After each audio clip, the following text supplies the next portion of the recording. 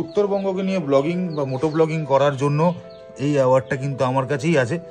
Business excellence award 2024 excellence in moto blogging in North Bengal. দুদিন আগে আমি একটা ভিডিও বানিয়েছিলাম যেখানে আমি রাইডার্সদের সেফটি কনসার্ন নিয়ে আমি কিছু কথা বলেছিলাম, এবং সেখানে আমি এও বলেছিলাম যে কিছু সোশ্যাল মিডিয়া ব্লগাররা এরকম আছে যারা অনেক প্ররোচক টাইটেল দিয়ে ভিডিও বানায়, যেরকম ফাস্টার দ্যান রাজধানী বলো বা 12 ঘন্টায় 2000 কিলোমিটার বলো, কিন্তু কোনোভাবেই আমি কাউকে পার্সোনালি কোনো অ্যাটাক করিনি।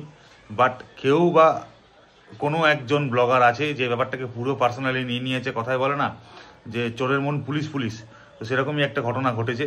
সে আবার আমাকে ডেডিকেট করে একটা ভিডিও বানিয়েছে। যাই হোক, দেখো, সে কিছু কথা বলেছে যে 2017-18 আমি শিলিগুড়িতে এসেছিলাম এবং তারপর থেকে শিলিগুড়ির উপরে ভিডিও বানাচ্ছি, উত্তরবঙ্গের উপর ভিডিও বানাচ্ছি।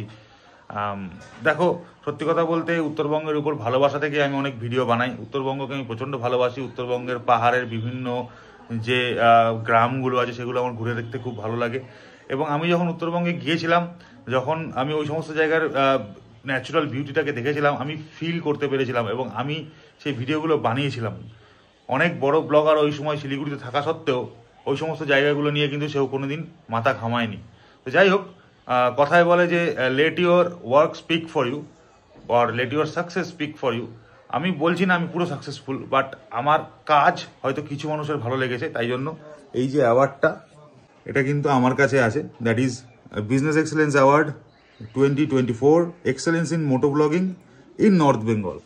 সো এরপরে আমার মনে হয় না আর কিছু বলার দরকার আছে। ভাই, তুই তোর লাইফ বাঁচ, অন্যকে বাঁচতে দে, কাউকে মৃত্যুর দিকে ঠেলে দিস না। দ্বিতীয় কথা হচ্ছে যে কাজ কর, এমন কাজ কর যাতে সবাই তোকে, তোর সাকসেসটাকে দেখতে পায়। উল্টোপাল্টা কাউকে নিয়ে কমেন্ট করে বা কারোর একটা ভিডিওকে মিস ইন্টারপ্রেট করে তার অন্যরকম মানে বানিয়ে মানুষকে বোঝাতে গেলে কোনো লাভ নেই। আখেরে এটা তোরই ক্ষতি হবে। এনিওয়েজ, আমি এই নিয়ে আর কোনো কথা বাড়াতেই চাই না, কারণ এই নিয়ে যতখানি কথা বলবো ততটাই ওয়েস্ট, ততটাই নষ্ট। আর একটা কথা বলেছে যে যখন আমি শিলিগুড়িতে গিয়েছিলাম প্রথম, তখন আমি তার সাথে কোলাব করতে চেয়েছিলাম, সে কোলাব করেনি বলে আমার অনেক রাগ হয়েছে এবং সেইখান থেকে আমি এই সমস্ত ভিডিওগুলো বানাচ্ছি। আমি বলে রাখি যে দেখো, একটা ছোট ইউটিউবার যখন সবে তার চ্যানেল শুরু করে তখন সে অটোমেটিক্যালি চায় বড় ইউটিউবারের সাথে কোলাব করতে। সেটা যদি ভুল হয়ে থাকে তাহলে আমার কিছু করার নেই, কারণ আমি মনে করি না সেটা আমার কোনো ভুল হয়েছে। আর দ্বিতীয় কথা, আমি শিলিগুড়িতে যাওয়ার পরে শিলিগুড়ির বিভিন্ন মানুষ, বিভিন্ন বাইকারদের সাথে মেশার পরে যেটা উপলব্ধি করেছি, যার সাথে আমার কোলাব করতে গিয়েও কোলাব করা হয়নি, তাতে আমার ভালোই হয়েছে।